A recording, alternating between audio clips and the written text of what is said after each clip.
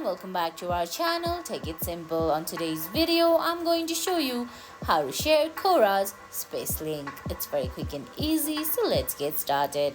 First of all, open the Quora app on your phone. If you don't have the app yet, you can get it from Google Play Store or the Apple App Store. Once you do that, launch the app, then sign in. Now on your screen, you can see options like Home, Following, Answers, Spaces and Notifications. You have to go to Spaces. Under Spaces, you're going to find your space. Go ahead and select the topic of your space. Once you do that, on the top right corner, you're going to find a three-dot menu there. Tap on it. Then from the bottom of your screen, a small menu will appear. There you can see options like Share, Invite, Edit your credential, and leave the space. Go ahead and tap on Share there.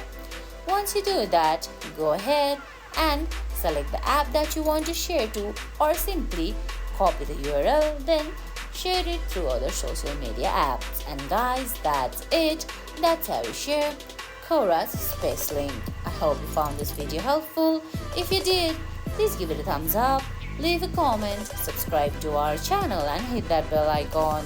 See you in the next video. Thanks for watching.